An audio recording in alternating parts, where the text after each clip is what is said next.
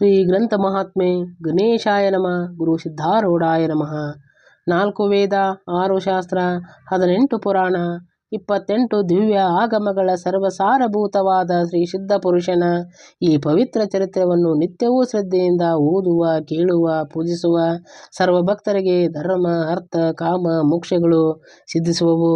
ಸರ್ವ ಕಷ್ಟಗಳು, ಸರ್ವ ಪಾಪ ತಾಪಗಳು, ಚೋರ ವೈರಿ ವಿಷಯ ಭೂತಾದಿ ಭೀತಿಗಳು ಬಯಲಾಗಿ ಸರ್ವದಾ ಸಕಲ ಸನ್ಮನ್ನಗಳಿಂದ ಕೂಡಿದ ಸುಖ ಸೌಭಾಗ್ಯಗಳು ಒದಗಿ ಬರುವವು. ಶ್ರೀ ಸಿದ್ಧ ಸದ್ಗುರುವನ್ನು ಕೃಪಾವರ್ಗೀಕ ಶ್ರವಣ ಮಾಡುವುದರಿಂದ ಶಾಂತಿ, ದಾಂತಿ, ವಿವೇಕ, ಜ್ಞಾನ, ಸದ್ಭಕ್ತಿಗಳು ಸಂಪ್ರಾಪ್ತವಾಗುವವು. ಈ ಗ್ರಂಥವನ್ನು ತನ್ನ ಇಷ್ಟ ದೇವತಾ ಮಂತ್ರದೊಡನೆ ಗಂಧ, ಅಕ್ಷತ, ಧೂಪ, ದೀಪ, ನೈವೇದ್ಯಗಳಿಂದ ಪೂಜಿಸಿ ಪ್ರತಿ ಅಧ್ಯಾಯದ ಪ್ರಾರಂಭದಲ್ಲಿ ಗ್ರಂಥ ಮಹಿಮೆಯನ್ನು ಪಠಿಸಿ ಸ್ಮರಿಸಿ ನಂತರ ಪಾರಾಯಣ ಮಾಡಿ ಮಂಗಳ ವಿಭೂತಿ ಪ್ರಸಾದಗಳನ್ನು ಭಕ್ತಿಯಿಂದ ಸ್ವೀಕರಿಸುವುದು ಶಿಷ್ಟರ ಸಾಂಪ್ರದಾಯಿಕವಾಗಿದೆ. 32ನೇ ಅಧ್ಯಾಯ. ಶ್ರೀ ಗಣೇಶಾಯ ನಮಃ. ಸದ್ಗುರು ಸಿದ್ಧಾರೂಢಾಯ ನಮಃ. ಶ್ರೀ ಗುರುವೇ, ದಿವ್ಯ ಸ್ವರೂಪನೇ, ನಿನ್ನ ನಾಮದಿ ಜಯಿಸುವೆ. ಭೋಗಗಳೆನಿ ಮಿಥ್ಯ ಜಗದಳು ನಿನ್ನ ಕೃಪೆಯಂ ಪಡೆಯುವೆ. ಜ್ಞಾತಿ ಕುಲವಂ ಬಿಟ್ಟು ಭಿನ್ನಯ ಪಾದ ಹೊಂದಿದ ಭಕ್ತಗೆ ಪ್ರೀತಿಯಿಂದಲೇ ಸಕಲವೂ ಪಾಲಿಸಿದಿ ನೀನಾತಗೆ. ಶ್ರೀ ಸಿದ್ಧಾರೂಢ ಗುರುನಾಥನೇ, ಮುಮುಕ್ಷು ಜನರಿಗೆ ಆಧಾರಭೂತನಿದ್ದಾನೆ. ಯಾಕೆಂದರೆ ಆತನ ಕೃಪೆಯಿಂದ ಮಸ್ತಕದ ಮೇಲೆ ಹಸ್ತವಿಟ್ಟ ಕೂಡಲೇ ಒಮ್ಮಿಂದೊಮ್ಮೆಲೆ ಜ್ಞಾನೋದಯವಾಗುವುದು ಮತ್ತು ಮನ ಇದ್ದದ್ದು ಉನ್ಮನವಾಗಿ ಉದ್ಧಾರವಾಗಿ ಹೋಗುವುದು. ಈ ಸ್ಥಿತಿ ನಿತ್ಯದಲ್ಲಿಯೂ ಲೋಕದೊಳಗೆ ಘಟಿಸುತ್ತದೆ. ಹೀಗೆ ಅಂದದ್ದು ಕೇಳಿ ಒಬ್ಬರು ಬಂದು ಶ್ರೀ ಸಿದ್ಧಾರೂಢರಿಗೆ ವಿಚಾರಿಸುತ್ತಾರೆ. ಹೇ ಸ್ವಾಮಿ, ನಿಮ್ಮ ಹಸ್ತವನ್ನು ನಾನು ನಿತ್ಯ ಮಸ್ತಕದ ಮೇಲೆ ಇಟ್ಟುಕೊಳ್ಳುತ್ತೇನೆ. ಆದರೆ ನನಗ್ಯಾಕೆ ಜ್ಞಾನವಾಗಲಿಲ್ಲ? ಅದಕ್ಕೆ ಸದ್ಗುರುಗಳನ್ನವರು, ಈತನು ಸದ್ಗುರುಗಳು ಇದ್ದಾನೆ ಎಂಬ ಆ ಭಾವನೆ ಶುದ್ಧವಾಗಿರಬೇಕು ಮತ್ತು ಈತನಿಂದಲೇ ನಿನ್ನ ಉದ್ಧಾರ ಆಗುವುದು ನಿಶ್ಚಯವು ಎಂಬುದಾಗಿ ತ್ರಿಕರಣ ಪೂರ್ವದ ಶುದ್ಧ ಭಾವವ ಜೀವ ಪ್ರಾಣ ಮಾಡಿ ಹಿಡಿಯತಕ್ಕದ್ದು. ಸದ್ಗುರುವಾದರೂ ನಮ್ಮಂತೆ ಮನುಷ್ಯನು ಎಂಬ ಭಾವದಿಂದ ಕೂಡಿದ್ದಾದರೆ ಅಂತಾತನಿಗೆ ಜ್ಞಾನವು ಹೇಗೆ ಉಂಟಾದೀತು? ಶುದ್ಧ ಸದ್ಭಾವವೊಂದಕ್ಕೆ ಸದ್ಗುರು ಒಲಿಯುತ್ತಾನೆ.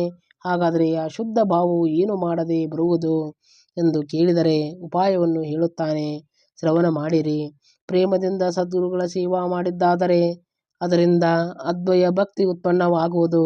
ಅದ್ವಯ ಭಕ್ತಿ ಲಕ್ಷಣವೇನೆಂದರೆ ಅದರಿಂದ ಭಜ್ಯ ಮತ್ತು ಭಜಕರೊಳಗೆ ಅಭೇದವಿರುವುದು. ತನ್ನ ಸೇವಾ ಯಾವ ರೀತಿಯಿಂದ ಮಾಡುವನೋ ಅದೇ ಪ್ರಕಾರ ಗುರು ಸೇವಾ ಮಾಡತಕ್ಕದ್ದು. ತನಗೆ ಶರೀರ ಸಖನೆಂಬ ಮನುಷ್ಯರು ಅದರ ಸಲುವಾಗಿ ಅನೇಕ ಯುಕ್ತಿಗಳನ್ನು ಚಿಂತಿಸುವನು.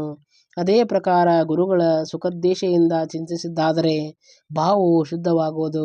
ಈ ರೀತಿಯಿಂದ ಶುದ್ಧ ಭಾವವನ್ನು ಧರಿಸಿದ್ದರಿಂದ ದೇಹಾಭಿಮಾನವು ಗಲಿತವಾಗಿ ಹೋಗುವುದು. ಅನಂತರ ಸದ್ಗುರುಗಳು ಮಸ್ತಕದ ಮೇಲೆ ಹಸ್ತವನ್ನು ಇಡುವರು. ಆದ್ದರಿಂದ ಶಿಷ್ಯನು ತತ್ಕಾಲ ಜ್ಞಾನವನ್ನು ಹೊಂದಿ ಹೀಗೆ ತಿಳಿಯುತ್ತಾನೆ, ನಾನು ಬ್ರಹ್ಮನಿದ್ದೇನೆ, ನನ್ನ ಹೊರತು ಅನ್ಯ ಏನೂ ಇಲ್ಲ. ಈ ರೀತಿಯಿಂದ ಗುರು ಶಿಷ್ಯರು ಅದ್ವಯರಾಗಿರುವರು. ಹಾಗಾದರೆ ಇಂತಹ ಅದ್ವಯ ಭಾವವನ್ನು ಪ್ರಾಪ್ತ ಮಾಡಿಕೊಳ್ಳಲಿಕ್ಕೆ ಯಾವ ರೀತಿಯಿಂದ ಗುರುಸೇವೆಯನ್ನು ಮಾಡಿರುವರೋ ಎಂಬ ಈ ಇತಿಹಾಸವನ್ನು ನಮಗೋಸ್ಕರ ಹೇಳಬೇಕು ಎಂದು ಶ್ರೋತೃಜನರು ಉತ್ತಮವಾದ ಪ್ರಶ್ನೆ ಮಾಡಿದರು.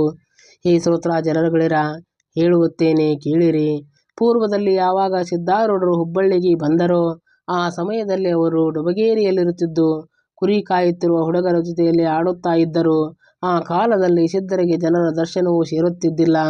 ಜನರನ್ನು ನೋಡಿದ ಕೂಡಲೇ ತಾವು ಓಡಿ ಹೋಗಬೇಕು ಅಥವಾ ಮೌನ ಧರಿಸಿ ಕುಳಿತಿರಬೇಕು. ಒಂದಾನೊಂದು ದಿವಸ ಹಿರೇಮಠದ ಗುರುಪಾದಯ್ಯ ಎಂಬಾತನು ಸಿದ್ಧರ ದರ್ಶನೋದ್ದೇಶದಿಂದ ಬಂದಾಗ ಅವರನ್ನು ದೂರದಿಂದ ನೋಡಿದ ಕೂಡಲೇ ಆತನಿಗೆ ಆಶ್ಚರ್ಯವಾಯಿತು. ಕೈಯೊಳಗೆ ದೊಡ್ಡ ದೊಡ್ಡ ಕಲ್ಲುಗಳನ್ನು ಹಿಡಿದುಕೊಂಡು ಸಿದ್ಧರ ಗಿಡದ ಮೇಲೆ ಹತ್ತಿ ಕುಳಿತಿದ್ದರು. ಆಗ ಕೆಳಗೆ ನಿಂತಿರುವ ಒಬ್ಬ ಹುಡುಗನ ಮೇಲೆ ಒಂದು ಕಲ್ಲು ಒಗೆದರು. ಮಸ್ತಕಕ್ಕೆ ಕಲ್ಲು ತಾಗಿದ ಕೂಡಲೇ ಆ ಹುಡುಗನನ್ನು ಕೂಗಲಿಕ್ಕೆ ಆರಂಭಿಸಿದನು ಮತ್ತು ಇತರ ಬಾಲಕರು ಆಕ್ರಾಂತ ಮಾಡುವುದನ್ನು ನೋಡಿ ಸಿದ್ಧರು ಏನು ಮಾಡಿದರೆಂದರೆ ಮತ್ತೊಂದು ಕಲ್ಲು ಕೈಯಲ್ಲಿ ತೆಗೆದುಕೊಂಡು ಅಳುತ್ತಿದ್ದ ಅದೇ ಹುಡುಗನೇ ಶಿವಾಯ ನಮಃ ಅನ್ನುತ್ತಾ ಯಶವಂತರಾದರು. ಆ ಎರಡನೇ ಕಲ್ಲು ಭರದಿಂದ ಬಂದು ಆ ಹುಡುಗನಿಗೆ ತಾಗಿದ ಕೂಡಲೇ ಆತನು ಶಾಂತನಾದನು. ಆತನ ದುಃಖವೆಲ್ಲ ಹೋಗುವಂಥದ್ದಾಗಿ ಆತನು ನಗುತ್ತಾ ನಿಂತನು. ಇದನ್ನು ನೋಡಿ ಗುರುಪಾದಯ್ಯನವರು ಅತ್ಯಂತ ಆಶ್ಚರ್ಯಪಟ್ಟು ತನ್ನೊಳಗೆ ನಕ್ಕುತ್ತಾನೆ. ಜನರು ಈತನಿಗೆ ಹುಚ್ಚನೆನ್ನುತ್ತಾರೆ. ಈತನು ಒಬ್ಬ ಅವಧೂತನಿರುವೆನೆಂದು ನನಗಾದರೂ ಕಾಣಿಸುತ್ತದೆ. ನಮ್ಮಂಥ ಮೂಢರಾದ ಜನರನ್ನು ಉದ್ಧಾರ ಮಾಡುವುದಕ್ಕೆ ಈತನು ಬಂದಿರುವನು. ಸದ್ಭಾವದಿಂದ ಈತನನ್ನು ಸೇವಿಸಿದ್ದಾದರೆ ನಮಗೆ ಸಂಸಾರದಿಂದ ಉದ್ಗತಿಯಾಗುವುದು ನಿಶ್ಚಯವು. ಈತನು ಕೃಪಾದೃಷ್ಟಿಯಿಂದ ಯಾವಾತನ ಕಡೆಗೆ ನೋಡುವನೋ ಅಂತಾತನ ಸಂಸಾರ ತಾಪಗಳೆಲ್ಲ ನಾಶವಾಗುವವು ಎಂಬುದರಲ್ಲಿ ಏನೇನೂ ಸಂಶಯವಿಲ್ಲ. ಈತನ ಪೂರ್ಣವಾಗಿ ಬ್ರಹ್ಮಜ್ಞಾನಿ ಇರುತ್ತಿದ್ದು ಈತನಿಗೆ ದೇಹದ ಮೇಲೆ ಸ್ಮೃತಿ ಇರುವುದಿಲ್ಲ. ಇಂಥ ವಿದೇಹ ಸ್ಮೃತಿ ಸ್ಥಿತಿ ಪ್ರಾಪ್ತವಾಗದಿದ್ದಾಗ ಮಹಾತ್ಮನಿಗೆ ಅನ್ನಾಹಾರವನ್ನು ಪೂರೈಸಿದ್ದಾದರೆ ಸತ್ಯವಾಗಿ ಈತನ ಸೇವೆ ಮಾಡಿದ್ದಾದರೆ ಧನ್ಯನಾಗುವನು. ಆದರೆ ಈತನ ಪರಿಚಯವಿಲ್ಲದೆ ನಾನು ಸಮೀಪ ಹೋಗಿದ್ದಾದರೆ ತನಗೆ ಉಪಾಧಿ ಎಂದು ಭಯ ಉಂಟಾಗಿ ಓಡಿ ಹೋಗಿಬಿಟ್ಟರೆ ಏನು ಮಾಡಲಿ? ಈ ಪ್ರಕಾರ ಮನಸ್ಸಿನಲ್ಲಿ ವಿಚಾರಿಸಿ ಮೆಲ್ಲಗೆ ಸಮೀಪ ಬಂದು ಯಾವ ಹುಡುಗನಿಗೆ ಸಿದ್ಧರು ಕಲ್ಲಿನಿಂದ ಹೊಡೆದರೋ ಆ ಹುಡುಗನನ್ನು ಕುರಿತು ಗುರುಪಾದಯ್ಯನು ಕೇಳುತ್ತಾನೆ. ಈತನು ನಿನಗೆ ಕಲ್ಲಿನಿಂದ ಹೊಡೆದಾಗ ನೀನು ಮೊದಲು ಅಳಲ ಆರಂಭಿಸಿದಿ. ಆದರೆ ಎರಡನೇ ಕಲ್ಲಿನಿಂದ ಹೊಡೆದ ಕೂಡಲೇ ನೀನು ಶಾಂತನಾದಿ. ಇದರ ಕಾರಣವೇನು? ಆ ಹುಡುಗನಂದನು, ಈ ಸಿದ್ಧನು ನಿಜವಾಗಿ ಹುಚ್ಚನಿದ್ದಾನೆ. ಆದರೆ ಆತನಲ್ಲಿ ಒಂದು ಉತ್ತಮ ಗುಣವಿರುತ್ತದೆ. ಅದೇನೆಂದರೆ ಯಾರೊಬ್ಬರಿಗೂ ದುಃಖವಾದದ್ದು ಈತನು ಕಂಡನೆಂದರೆ ತತ್ಕಾಲ ಅದನ್ನು ಕಳೆದುಬಿಡುತ್ತಾನೆ. ಈತನು ಮೊದಲನೇ ಕಲ್ಲು ಒಗೆದ ಕೂಡಲೇ ನನಗೆ ದುಃಖವಾಯಿತು. ಎರಡನೇ ಕಲ್ಲು ಈತನ ಕೈಯಿಂದ ಜಾಗಿದ ಕೂಡಲೇ ಸುಖವಾಯಿತು. ಇದೇ ಪ್ರಕಾರ ಅವನು ನಮ್ಮ ಕೂಡ ನಿತ್ಯದಲ್ಲಿ ಆಡುತ್ತಿರುವನು. ಈತನ ಆಟ ಯಾರ್ಯಾರಿಗೂ ತಿಳಿಯುವುದಿಲ್ಲ. ಈ ಪ್ರಕಾರ ಹುಡುಗನು ವಚನವನ್ನು ಕೇಳಿ ಗುರುಪಾದಯ್ಯನ ಮನಸ್ಸಿನಲ್ಲಿ ಬಹಳ ಆನಂದವಾಗಿ ಪುನಃ ಆ ಬಾಲಕನನ್ನು ಕುರಿತು ವಿಚಾರಿಸುತ್ತಾನೆ. ಸಿದ್ಧರು ಏನು ಉಣ್ಣುತ್ತಾನೆ? ಅದಕ್ಕೆ ಹುಡುಗನು, ನಾವು ಕುರಿ ಕಾಯುತ್ತಿರುವಾಗ ನಮಗೆ ಹಾಲು ಬೇಡಿಕೊಂಡು ಕುಡಿಯುತ್ತಾನೆ. ಒಮ್ಮೆಮ್ಮೆ ರೊಟ್ಟಿ ತುಂಡುಗಳನ್ನು ಕೊಡುತ್ತೇವೆ. ಇದಾವುದೂ ಇಲ್ಲದಿದ್ದಾಗ ನೀರೊಳಗೆ ಮಣ್ಣು ಕಲಿಸಿ ಕುಡಿಯುತ್ತಾನೆ ಎಂದು ಆತನು ಅಂದುದನ್ನು ಕೇಳಿ ಗುರುಪಾದಯ್ಯನು ಮನಸ್ಸಿನಲ್ಲಿ ಬಹಳ ತಾಪ ಹೊಂದುವಂತನಾಗಿ ಈತನಿಗೆ ನಿತ್ಯ ಅನ್ನವನ್ನು ತಂದು ಕೊಡುವೆನೆಂದೇ ನಿಶ್ಚಯಿಸಿ ಸಿದ್ಧರ ಸಮೀಪ ಹೋಗುವಂತನಾದನು. ವೃಕ್ಷದ ಕೆಳಗೆ ಗುರುಪಾದಯ್ಯನು ಬಂದ ಕೂಡಲೇ ಸಿದ್ಧರು ಕೆಳಗೆ ಇಳಿದರು. ಆ ಗುರುಪಾದಯ್ಯನು ಬಹಳ ಧನ್ಯ ಭಾವದಿಂದ ಸಿದ್ಧರ ಪಾದಕ್ಕೆ ಬೀಳುತ್ತಿರುವಾಗ ಸಿದ್ಧರು ಆತನ ಮಸ್ತಕದ ಒದೆಯುವಂತರಾದರು. ಈ ಪ್ರಕಾರ ಗುರುಪಾದಯ್ಯನ ಮಸ್ತಕದ ಮೇಲೆ ಲತ್ತಾಪಹಾರ ಮಾಡಿ ಸಿದ್ಧರು ಆತನನ್ನು ನೋಡುತ್ತಾರೆ. ಗುರುಪಾದಯ್ಯನಾದರೂ ತನ್ನ ಹಸ್ತಗಳನ್ನು ಜೋಡಿಸಿ ಬಹಳ ನಮ್ರ ಭಾವದಿಂದ ಸಿದ್ಧರ ಮುಂದೆ ತಟಸ್ಥನಾಗಿ ನಿಂತುಕೊಂಡು ಅನ್ನುತ್ತಾನೆ. ಹೇ ಸದ್ಗುರು, ತಾವು ನಮ್ಮ ಗೃಹಕ್ಕೆ ಬಂದು ನಮ್ಮೆಲ್ಲರಿಗೂ ಪವಿತ್ರ ಮಾಡಬೇಕಾಗಿ ಪ್ರಾರ್ಥನೆ. ಹೇಗೆ ನನ್ನನ್ನು ಈಗ ಧನ್ಯನಾಗಿ ಮಾಡಿದಿರೋ ಅದರಂತೆ ಎಲ್ಲ ಮನೆ ಮಂದಿಗೆ ಮಾಡಿ ಉದ್ಧರಿಸಬೇಕಾಗಿ ದೀನನಾದ ನಾನು ಪ್ರಾರ್ಥಿಸುತ್ತೇನೆ. ಸಿದ್ಧರು ಮನಸ್ಸಿನಲ್ಲಿ ವಿಚಾರಿಸುತ್ತಾರೆ, ಈತನು ದೃಢವಾದ ಭಕ್ತನಿರುವಂತೆ ಕಾಣಿಸುತ್ತಾನೆ ಎಂದು. ಆ ಗುರುಪಾದಯ್ಯನನ್ನು ಕುರಿತು, ನಾನು ನಿಮ್ಮಲ್ಲಿಗೆ ಬಂದರೆ ನನಗೆ ಏನು ಕೊಡುವೆಯೋ ಅದನ್ನೇ ಇಲ್ಲಿ ತಂದು ಕೊಡು. ನಾನು ನಿನ್ನ ಮನೆಯೊಳಗೆ ಬರುವುದಿಲ್ಲ. ಈಗ ಬೇಗ ಹೋಗು ಎಂದು ಹೇಳುತ್ತಾ ಗುರುಪಾದಯ್ಯನನ್ನು ದೂಡಲಿಕ್ಕೆ ಆರಂಭಿಸಿದರು. ಗುರುಪಾದಯ್ಯನಾದರೂ ವೇಗದಿಂದ ಮನೆಗೆ ಹೋಗಿ ಪತ್ನಿಯನ್ನು ಕುರಿತು ಅನ್ನುತ್ತಾನೆ, ನಮಗೆ ಒಂದು ನಿಧಿಯೇ ಸಿಕ್ಕಿರುವುದು. ಆತನ ದಿಸೆಯಿಂದ ನಮ್ಮ ಜನ್ಮವು ಸಫಲವಾಗುವುದು. ನಾನು ಒಬ್ಬ ಅವಧೂತನನ್ನು ಇವತ್ತು ಕಂಡೆನು. ಆತನಿಗೆ ಅನ್ನವನ್ನು ಕೊಟ್ಟಿದ್ದಾದರೆ ನಮ್ಮ ಜನ್ಮವು ಸಾರ್ಥಕವಾಗುವುದು. ಆದ್ದರಿಂದ ಶೀಘ್ರವಾಗಿ ನನಗೆ ಅನ್ನ ಮತ್ತು ರೊಟ್ಟಿ ಕೊಡು. ಅವನ್ನು ಒಯ್ದು ಆತನಿಗೆ ಕೊಡುವೆನು. ಈ ಪ್ರಕಾರ ಪತಿಯ ವಚನವನ್ನು ಕೇಳಿ ಆ ಸ್ತ್ರೀಯು ಮನಸ್ಸಿನಲ್ಲಿ ಖಿನ್ನಳಾಗಿ ಬಹಳ ಸಂಕೋಚದಿಂದ ಆತನಿಗೆ ಅನ್ನ ಕೊಟ್ಟಳು. ಅದನ್ನು ತೆಗೆದುಕೊಂಡು ಗುರುಪಾದಯ್ಯನು ಕೂಡಲೇ ಹೊರಟನು. ಅವರ ಮನೆಯಲ್ಲಿ ಬಹಳ ದರಿದ್ರಾವಸ್ಥೆ ಇರುತ್ತಿತ್ತು. ಭಿಕ್ಷವೃತ್ತಿಯಿಂದ ಜೀವನವನ್ನು ನಡೆಸುತ್ತಿದ್ದರು. ಗುರುಪಾದಯ್ಯನ ಮಗನು ಭಿಕ್ಷಾ ಮಾಡಿಕೊಂಡು ಬರುತ್ತಿದ್ದು ಅದನ್ನು 3 ಮಂದಿ ಉಣ್ಣುತ್ತಿದ್ದರು. ಈ ಕಾರಣದಿಂದ ಇತರರಿಗೆ ಅನ್ನ ಕೊಡುವಾಗ ಗುರುಪಾದಯ್ಯನ ಪತ್ನಿಯು ಸಂಕೋಚಪಡುತ್ತಿದ್ದಳು. ಆದರೆ ಶ್ರದ್ಧಾ ಭಕ್ತಿ ಭರಿತನಾಗಿರುವ ಆತನಿಗೆ ಮನಸ್ಸಿನೊಳಗೆ ಏನೇನೂ ಶಂಕೆ ಇರುತ್ತಿದ್ದಿಲ್ಲ. ಇರಲಿ, ಗುರುಪಾದಯ್ಯನು ಆ ಅನ್ನ ರೊಟ್ಟಿ ಮುಂತಾದನ್ನು ತೆಗೆದುಕೊಂಡು ಹೋಗಿ ಸಿದ್ಧರ ಮುಂದೆ ಇಡಲು ಸಿದ್ಧರು ಅದನ್ನು ತೆಗೆದುಕೊಂಡು ಎಲ್ಲ ಹುಡುಗರಿಗೆ ಹಂಚಿಕೊಟ್ಟು ಸ್ವಲ್ಪ ಉಳಿದಿದ್ದನ್ನು ತಾವು ಸೇವಿಸುವಂತರಾದರು. ಸಿದ್ಧಾರೂಢರು ಆಗ ಗುರುಪಾದಯ್ಯನಿಗೆ ಅನ್ನುತ್ತಾರೆ, ನೀನು ನಮಗೆ ಬಹಳ ತುಸು ಅನ್ನ ತಂದು ಕೊಟ್ಟಿರುವಿ. ಇನ್ನೂ ಅಧಿಕ ಅನ್ನ ತಂದು ಕೊಟ್ಟಿದ್ದಾದರೆ ನಮಗೆಲ್ಲರಿಗೂ ಸಾಕಾಗುವುದು. ಅದಕ್ಕೆ ಗುರುಪಾದಯ್ಯನು, ಈಗಲೇ ನಾನು ತೆಗೆದುಕೊಂಡು ಬಂದು ನಿಮ್ಮೆಲ್ಲರಿಗೂ ಅನ್ನ ಪೂರೈಸುವೆನು ಎಂದು ಹೇಳಿ ಮನೆಗೆ ಹೋಗಿ ನೋಡುವಂತನಾದನು. ಅಲ್ಲಿ ತಾನು ಉಣ್ಣುವ ಭಾಗ ಮಾತ್ರ ಉಳಿದಿರುವುದು. ಅದನ್ನು ತೆಗೆದುಕೊಂಡು ಶೀಘ್ರವಾಗಿ ಹೊರಟು ಸಿದ್ಧರ ಸಮೀಪ ಬಂದು ಅವರ ಮುಂದಿಟ್ಟು ನಮಸ್ಕರಿಸಿ ನಿಂತನು. ತಾನು ಉಪವಾಸವಿದ್ದರೂ ಗುರುಪಾದಯ್ಯನಿಗೆ ಬಹಳ ಆನಂದವಾಗಿರುವುದು. ಆತನು ಅನ್ನುತ್ತಾನೆ, ಈ ಹೊತ್ತು ನಾನು ಧನ್ಯನಾದೆನು. ಈ ಸದ್ಗುರುಗೆ ಉನ್ನಿಸಿ ನಾನು ಪೂರ್ಣ ತೃಪ್ತಿ ಹೊಂದಿದೆನು. ಒಂದು ವೇಳೆ ಉಪವಾಸವಾಯಿತೆಂದರೆ ಈ ಹೊತ್ತು ಉತ್ತಮವಾದ ವ್ರತವು ನನಗೆ ಘಟಿಸಿತು ಎಂದು ತಿಳಿಯುವೆನು. ಸಿದ್ಧಾರೂಢರು ಆ ಅನ್ನವನ್ನು ತೆಗೆದುಕೊಂಡು ಆ ಹುಡುಗರಿಗೆಲ್ಲ ಪುನಃ ಹಂಚಿಕೊಟ್ಟು ಅಲ್ಪ ಶೇಷ ಉಳಿದಿದ್ದನ್ನು ತಾವು ತೆಗೆದುಕೊಳ್ಳುವಾಗ ರೊಟ್ಟಿಯ ಒಂದು ಸಣ್ಣ ತುಂಡನ್ನು ಗುರುಪಾದನಿಗೆ ಕೊಟ್ಟನು. ಅದನ್ನು ಎರಡೂ ಕೈಗಳಿಂದ ಜೋಡಿಸಿ ಗುರುಪಾದಯ್ಯಪ್ಪನು ಬಹಳ ಸಂತೋಷದಿಂದ ಸ್ವೀಕರಿಸಿ ಅಮೃತ ರೂಪ ಪ್ರಸಾದವೆಂದು ಭಾವಿಸಿ ಬಾಯಿಯೊಳಗೆ ಹಾಕಿಕೊಂಡು ನುಂಗಿದ ಕೂಡಲೇ ಆತನಿಗೆ ವಿಶೇಷ ಚಮತ್ಕಾರ ಕಾಣುವಂಥದ್ದಾಯಿತು. ಆ ಪ್ರಸಾದವು ಕುಕ್ಷಿಯೊಳಗೆ ಪ್ರವೇಶಿಸಿ ಕ್ಷಣವೇ ಆತನಿಗೆ ಹೊಟ್ಟೆ ತುಂಬ ಉಂಡಂತೆ ಕಾಣಿಸಿ ಗುರುಪಾದಯ್ಯನ ತೆಗೆಲಿಕ್ಕೆ ಆರಂಭಿಸಿ ಅತ್ಯಂತ ಆಶ್ಚರ್ಯಪಡುವಂತನಾದನು. ಆತನು ಮನಸ್ಸಿನಲ್ಲಿ ಚಿಂತಿಸುತ್ತಾನೆ.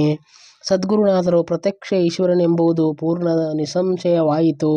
ಈತನ ಸೇವಾ ಮಾಡಲಿಕ್ಕೆ ಆರಂಭಿಸಿದೆನೆಂದರೆ ನನ್ನ ಜನ್ಮವು ಸಫಲವಾಯಿತೆಂಬುದು. ಆಮೇಲೆ ಸಿದ್ಧರಿಗೆ ನಮಸ್ಕರಿಸಿ ಗುರುಪಾದಯ್ಯಪ್ಪನ ಮನೆಗೆ ಕಡೆಗೆ ಹೊರಟು ಹೋಗುತ್ತಿರುವಾಗ ಒಬ್ಬ ಅಯ್ಯನು ಆತನ ಹಿಂದಿನಿಂದಲೇ ಬಂದು ಅನ್ನುತ್ತಾನೆ, ಆ ಭುವಿಯ ಕೈಯೊಳಗಿನಿಂದ ರೊಟ್ಟಿ ತುಂಡನ್ನು ಇಸಿದುಕೊಂಡು ನೀನು ಬಾಯಿಯೊಳಗೆ ಹಾಕಿಕೊಂಡು ತಿಂದೆ. ಇದನ್ನು ನಾನು ಕಣ್ಣಾರೆ ನೋಡಿರುತ್ತೇನೆ. ಈಗ ಈ ಸಂಗತಿಯು ಎಲ್ಲರಿಗೂ ತಿಳಿಸುವೆನು. ನಿಜವಾಗಿ ನೀನು ಭ್ರಷ್ಟನಾದಿ. ಅವಶ್ಯವಾಗಿ ನಿನಗೆ ಬಹಿಷ್ಕಾರ ಕೊಡುವೆವು. ನಿನ್ನನ್ನು ಯಾರು ಊಟಕ್ಕೆ ಕರೆಯುವರೋ ಅವರನ್ನು ಸಹ ಕುಲದಿಂದ ಹೊರಗೆ ಇಡುವೆವು. ಈ ಪ್ರಕಾರ ಅಯ್ಯನು ಅಂದು ಇತರ ಸರ್ವ ಅಯ್ಯನವರಿಗೆ ತಿಳಿಸಿ ಎಲ್ಲರೂ ಕೂಡಿ ಗುರುಪಾದಯ್ಯನಿಗೆ ಬಹಿಷ್ಕಾರ ಕೊಡುವಂತರಾದರು. ಆ ಅಯ್ಯನವರು ಗುರುಪಾದಯ್ಯನ ಕಡೆಗೆ ಬಂದು ಹೇಳುತ್ತಾರೆ, ನೀನು ಎಲ್ಲ ಮನೆ ಮಂದಿ ಕೂಡಿಕೊಂಡು ಮಠವನ್ನು ಬಿಟ್ಟು ಹೊರಗೆ ಹೋಗಬೇಕು. ಇಲ್ಲದಿದ್ದರೆ ಆ ಭುವಿಯ ಸಂಗತಿ ಬಿಟ್ಟು ಬಿಡುತ್ತೇನೆ ಅನ್ನಬೇಕು. ಆತನ ಸಂಗತಿ ಬಿಟ್ಟಿಯಾದರೆ ನಿನಗೆ ಪ್ರಾಯಶ್ಚಿತ್ತ ಕೊಟ್ಟು ಪುನಃ ಕುಲದೊಳಗೆ ತೆಗೆದುಕೊಳ್ಳುವೆವು. ಅದನ್ನು ಕೇಳಿ ಗುರುಪಾದಯ್ಯನು ಅನ್ನುತ್ತಾನೆ, ಸಿದ್ಧಾರೂಢರನ್ನು ಬಿಟ್ಟು ನಾನು ಇರಲಾರೆನು. ಅವರು ಪ್ರತ್ಯಕ್ಷ ಈಶ್ವರ ಅವತಾರವಿರುವರು. ಇವರದು ನನಗೆ ಪ್ರತೀತಿಯಾಗಿರುತ್ತದೆ. ನಾನೊಬ್ಬನೇ ಆದರೆ ಮಠವನ್ನು ಬಿಟ್ಟು ಎರಡನೇ ಸ್ಥಾನಕ್ಕೆ ಹೋಗುವೆನು. ನನ್ನ ಸ್ತ್ರೀ ಮತ್ತು ಮಗ ಇವರಲ್ಲೂ ಇಲ್ಲೇ ಬಿಟ್ಟು ಹೋಗುವೆನು. ಆಗ ಅಯ್ಯನು ಅನ್ನುತ್ತಾರೆ, ನೀನು ನಿಶ್ಚಯವಾಗಿ ನಿನ್ನ ಈಶ್ವರ ಅವತಾರದ ಕಡೆಗೆ ಹೋಗಿ ಇರುವಿ. ಎಲೆ ಭ್ರಷ್ಟನೇ, ನೀನು ನೀತಿಯನ್ನು ತಪ್ಪಿರುವಿ. ಈ ವಚನವನ್ನು ಕೇಳಿ ಗುರುಪಾದಯ್ಯನು ಅವರ ಕೂಡ ಏನೊಂದೂ ಮಾತನಾಡದೆ ಸುಮ್ಮನೆ ಇದ್ದನು. ಆಗ ಆತನ ಪತ್ನಿಯು ಆತನಿಗೆ ಬಹಳ ಆಗ್ರಹದಿಂದ ಹೇಳುತ್ತಾರೆ, ಆ ಸಿದ್ಧನನ್ನು ಬಿಟ್ಟು ಬಿಡಿರಿ. ಮಗನಾದರೂ ಸಿಟ್ಟಿನಿಂದ ಗುರುಪಾದಯ್ಯನನ್ನು ಕುರಿತು ಅನ್ನುತ್ತಾನೆ, ಆ ಭವಿಯ ಸಂಗತಿಯನ್ನು ಏನು ರುಚಿ ಕಂಡಿರುತ್ತಿ? ಮನೆಯಲ್ಲಿಯೇ ಇದ್ದಿದೆ ಎಂದರೆ ನಿನ್ನ ಜೀವವು ಹಾರಿ ಹೋಗುತ್ತದೇನು? ಖಚಿತವಾಗಿ ನಿನಗೆ ಹುಚ್ಚು ಹಿಡಿದಿದೆ. ಈಗ ಮನೆ ಬಿಟ್ಟು ನಡೆ. ಮುದಿ ವಯಸ್ಸಿನಲ್ಲೂ ನಿನ್ನ ಬುದ್ಧಿ ಭ್ರಂಶವಾಗಿರುತ್ತದೆ. ಇಂಥ ಕಠೋರ ವಚನವನ್ನು ತನ್ನವರಿಂದ ಕೇಳಿದರೂ ಗುರುಪಾದಯ್ಯ ಏನೇನ್ನೂ ಉತ್ತರ ಕೊಡಲಿಲ್ಲ. ಮನಸ್ಸು ಪೂರ್ಣವಾಗಿ ಸಿದ್ಧ ಚರಣಗಳಲ್ಲಿ ಇಟ್ಟದ್ದವನಾಗಿ ಗುರುಪಾದಯ್ಯಪ್ಪನ ತನ್ನ ಜೋಳಿಗೆಯನ್ನು ಹಾಕಿಕೊಂಡು ಆ ಸಮಯದಲ್ಲಿ ಮನೆ ಬಿಟ್ಟು ಹೊರಟನು. ಊರೊಳಗೆ ಹೋಗಿ ಭಿಕ್ಷೆ ಮಾಡಿಕೊಂಡು ನೆಟ್ಟಗೆ ಸಿದ್ಧಾರೂಢರು ಇದ್ದಲ್ಲಿಗೆ ಬಂದನು. ಸಿದ್ಧರ ಮುಂದೆ ಆ ಜೋಳಿಗೆ ಇಟ್ಟು ಅವರು ಕೊಟ್ಟಷ್ಟು ಪ್ರಸಾದ ತೆಗೆದುಕೊಂಡು ಅಷ್ಟನ್ನೇ ಸೇವಿಸಿ ಆನಂದದಿಂದ ಸಿದ್ಧರ ಹತ್ತಿರ ಇರಲಾರಂಭಿಸಿದನು. ಗುರುಪಾದಯ್ಯನ ಪ್ರಕಾರ ಅನನ್ಯ ಭಕ್ತಿಯನ್ನು ಕಂಡು ಇತರ ಅನನ್ಯ ಭಕ್ತರು ಸಿದ್ಧರ ಕಡೆಗೆ ಬರಲಾರಂಭಿಸಿದರು. ಇತ್ತು ಸಿದ್ಧಾರೂಢರನ್ನು ಕಂಡು ನಮಗೆ ಸತ್ಯವಾದ ಸದ್ಗುರು ಭೇಟಿಯಾದನು ಎಂದು ಅನ್ನುತ್ತಿರುವುದು. ಅಲ್ಲಿಂದ ಆ ಭಕ್ತರು ಅತ್ಯಾಗ್ರಹದಿಂದ ಸಿದ್ಧರನ್ನು ಪ್ರಾರ್ಥಿಸಿ ತಮ್ಮ ತಮ್ಮ ಮನೆಗಳಿಗೆ ನಿತ್ಯ ಕರೆದುಕೊಂಡು ಹೋಗಿ ಅವರಿಗೆ ಭೋಜನಾದಿ ಉಪಚಾರಗಳನ್ನು ಸಂತೋಷ ಭರದಿಂದ ಧನ್ಯ ಭಾವವನ್ನು ಹೊಂದಿದನು. ಒಬ್ಬರು ಇತರ ಭಕ್ತರೊಡನೆ ಸಿದ್ಧರನ್ನು ಮನೆಗೆ ಕರೆದುಕೊಂಡು ಬಂದು ಪುಣ್ಯ ಪುರಾಣವನ್ನು ಹಚ್ಚಿ ನಿತ್ಯ ಸಿದ್ಧಾರೂಢರ ಮುಖದಿಂದ ವೇದಾಂತ ನಿರೂಪಣವನ್ನು ಶ್ರವಣ ಮಾಡಿ ಬಹಳ ಆನಂದ ಪಡುತ್ತಿದ್ದರು. ಉದ್ಧಾರ ಕಾರ್ಯಕ್ಕೆ ಸಿದ್ಧಾರೂಢರು ಆರಂಭ ಮಾಡಿದರು ಎಂದು ಗುರುಪಾದಯ್ಯನವರು ಮನಸ್ಸಿನೊಳಗೆ ಬಹಳ ಆನಂದಪಟ್ಟರು. ಸಿದ್ಧನ ಮುಖದಿಂದ ಹೊರಡುವ ಭಾಷಣವನ್ನು ಶ್ರವಣ ಮಾಡಿದ ಮಾತ್ರದಿಂದ ಆ ಕ್ಷಣವೇ ಸ್ವರೂಪದಲ್ಲಿ ಪ್ರಬೋಧವಾಗುತ್ತಿರುವುದು. ಒಮ್ಮೆ ಸರ್ವ ಭಕ್ತ ಜನರನ್ನು ಕೂಡಿಸಿ ಗುರುಪಾದಯ್ಯಪ್ಪನು ಅನ್ನುತ್ತಾನೆ, ಕಾರ್ತಿಕ ಶುದ್ಧ ಪೂರ್ಣಿಮಾ ದಿನ ಮಹಾ ವೈಭವದೊಂದೊಡಗೂಡಿ ಸಿದ್ಧಾರೂಢರನ್ನು ಪೂಜಿಸಬೇಕು. ಈ ವಚನವನ್ನು ಸರ್ವ ಭಕ್ತರಿಗೂ ಮಾನ್ಯವಾಯಿತು. ಆಗ ಒಂದು ಭವ್ಯವಾದ ಮಂಟಪವನ್ನು ನಿರ್ಮಿಸಿ ಅದರೊಳಗೆ ದಿವ್ಯ ಸಿಂಹಾಸನವನ್ನು ನಿರ್ಮಿಸಿ ಸಿದ್ಧರನ್ನು ಪೂಜಿಸುವುದಕ್ಕೋಸ್ಕರ ತಯಾರಿಸಿದರು. ಕಾರ್ತಿಕ ಪೂರ್ಣಿಮೆ ದಿವಸ ಆ ಸಿಂಹಾಸನದಲ್ಲಿ ಸಿದ್ಧರನ್ನು ಕುಳ್ಳಿರಿಸಿ ಅತ್ಯಂತ ಶೋಭಾಯಮಾನವಾದ ಅಲಂಕಾರ ಮಾಡುವಂತರಾದರು. ಮಸ್ತಕದ ಮೇಲೆ ಪುಷ್ಪಗಳಿಂದ ಮಂಡಿತವಾದ ಕಿರೀಟ, ಕೊರಳಲ್ಲಿ ದಿವ್ಯವಾದ ಹಾರ ವಿರಾಜಿಸುತ್ತಿದ್ದು, ವಕ್ಷಸ್ಥಳದ ಮೇಲೆ ರತ್ನ ಪದಕವು ಮಿಂಚುತ್ತಿದ್ದು, ಕಂಠದಲ್ಲಿ ಮುಕ್ತಾಹಾರವು ತೂಗುತ್ತಾ ಮೈಮೇಲೆ ಪುಷ್ಪಭಾರವು ಶೋಭಿಸುತ್ತಿದ್ದು, ಹೆಗಲ ಮೇಲೆ ದಿವ್ಯ ಪೀತಾಂಬರವು ಹೊತ್ತು ಸತೇಜ ಸುಂದರ ಮತ್ತು ಅತ್ಯಂತ ಮನೋಹರ ರೂಪವುಳ್ಳ ಶ್ರೀ ಸಿದ್ಧಾರೂಢರ ಮೂರ್ತಿಯು ಸಿಂಹಾಸನದ ಮೇಲೆ ವಿರಾಜಿಸುತ್ತಿದ್ದು, ಮುಖದ ಮೇಲೆ ಶಾಂತಿ ಮುದ್ರೆಯುಳ್ಳಂತವನಾಗಿ ಕೃಪಾದೃಷ್ಟಿಯು ಪ್ರೇಕ್ಷಕರ ಹೃದಯಾಂತರದಲ್ಲಿ ಭೇದಿಸಿಕೊಂಡು ಹೋಗಿ ಅಲ್ಲಿರುವ ಗ್ರಂಥಿಗಳನ್ನು ಹರಿದು ದುಷ್ಟರನ್ನು ಸಹ ಉದ್ಧಾರ ಮಾಡುತ್ತಿತ್ತು. ಪೂಜಾ ನೋಡಲಿಕ್ಕೆ ಬಂದವರೆಲ್ಲ ನಾವು ಧನ್ಯರು ಧನ್ಯರು, ಸಗುಣ ರೂಪವನ್ನು ಧರಿಸಿರುವ ಸಾಕ್ಷಾತ್ ಗಿರಿಜಾರಮಣವನಾದ ಶಂಕರನನ್ನು ಇವತ್ತು ಕಂಡೆವು ಎಂದು ಅನ್ನುತ್ತಿದ್ದರು. ದಿನೇ ದಿನೇ ಹುಬ್ಬಳ್ಳಿಯೊಳಗಿನ ಭಕ್ತ ಮಂಡಳಿಯು ಬೆಳೆಯುತ್ತಾ ಹೋಗಿ ದೇಶ ದೇಶಗಳೆಲ್ಲ ಸಿದ್ಧಾರೂಢರ ಸದ್ಗುರುಗಳ ಕೀರ್ತನೆಯನ್ನು ಪ್ರಸರಿಸುತ್ತಾ ನಡೆಯಿತು. ಪರದೇಶಗಳಿಂದಲೂ ಭಕ್ತ ಜನರು ಅನುದಿನದ ಬರಲಾರಂಭಿಸಿದರು. ಭವ್ಯವಾದ ಒಂದು ಮಠವು ಕಲ್ಪಿಸಲ್ಪಟ್ಟು ಶಿಷ್ಯ ಜನರು ನಿಕಟವಾಸಿಗಳಾಗಿರಲಿಕ್ಕೆ ಹತ್ತಿದರು. ಅನೇಕ ಜನ ಲಿಂಗಾಯತರು ಸಿದ್ಧಾರೂಢರ ಭಕ್ತರಾದರು. ಆಮೇಲೆ ಅಯ್ಯನವರು ಸಹ ಗುರುಪಾದಯ್ಯನವರು ತಮ್ಮ ಕುಲದಲ್ಲಿ ತಿರುಗಿ ತೆಗೆದುಕೊಂಡರು. ಯಾವ ಗುರುಪಾದಯ್ಯಪ್ಪನ ಅಸಹವಾದ ಹಸ್ತಗಳನ್ನು ಆಪತ್ತುಗಳು ಸಹಿಸಿಕೊಂಡು ಅತ್ಯಂತ ಶ್ರದ್ಧಾಭಕ್ತಿಯಿಂದ ಸೇವಾಭಾವನೆಯನ್ನು ಸಹ ಲೆಕ್ಕಿಸದೆ ಸದ್ಗುರುಗಳ ಚರಣಗಳನ್ನು ಹಿಡಿದನೋ ಆತನು ಶಕ್ತವಾಗಿ ಧನ್ಯನಾದನು. ಆತನೇ ಪ್ರಥಮದಲ್ಲಿ ಸದ್ಗುರುನಾಥನ ಗುರ್ತು ಹಿಡಿದನು. ಅನಂತರ ಕಂಡು ಇತರರು ಭಕ್ತಿಯುಕ್ತರಾದರು. ಅಜ್ಞಾತ ಕನಿಯೊಳಗಿಂದ ಬಹಳ ದುಃಖವನ್ನು ಸಹಿಸಿ ಆ ರತ್ನವನ್ನು ಹುಡುಕಿ ತೆಗೆದವನು ಈ ಗುರುಪಾದಯ್ಯನೇ ಇರುವನು. ಅನಂತರ ಅದರ ಲಾಭವು ಎಲ್ಲರಿಗೂ ಸಿಗುವಂಥದ್ದಾಯಿತು. ಮುಮುಕ್ಷ ಜನಗಳೆಲ್ಲ ಈ ಸಂಪತ್ತಿಯನ್ನು ಲೂಟಿ ಮಾಡಿರಿ. ಗುರುಪಾದಯ್ಯಪ್ಪನವರು ಈ ಅಕ್ಷಯ ಸಂಪತ್ತನ್ನು ನಿಮ್ಮ ಕೈಯಲ್ಲಿ ತಂದು ಕೊಟ್ಟಿರುವರು. ಪೂರ್ಣ ದಯಾಳುವಾದ ಶ್ರೀ ಸಿದ್ಧ ಸದ್ಗುರು ಭಕ್ತರ ಅನರ್ಘ್ಯ ರತ್ನದಂತಿರುವರು. ಆತನನ್ನು ಭಜಿಸಿದ ಮಾತ್ರದಿಂದಲೇ ಭವಬಂಧನವು ಆತನ ಕೃಪೆಯಿಂದಲೇ ಕೂಡಲೇ ನಾಶವಾಗಿ ಹೋಗುವುದು ಎಂಬಲ್ಲಿಗೆ ಶ್ರೀ ಸಿದ್ಧಾರೂಢ ಕಥಾಮೃತದ ಶ್ರವಣ ಮಾತ್ರದಿಂದ ಸರ್ವ ಪಾಪಗಳನ್ನು ಭಸ್ಮ ಮಾಡುವಂಥ ಅತಿ ಮಧುರವಾದ ಈ 32ನೇ ಅಧ್ಯಾಯವನ್ನು ಶಿವದಾಸನು ಸಿದ್ಧಾರೂಢ ಚರಣಾರವಿಂದಗಳಲ್ಲಿ ಅರ್ಪಿಸುತ್ತಿರುವನು. ಓಂ ನಮಃ ಶಿವಾಯ. ಓಂ ನಮಃ ಶಿವಾಯ.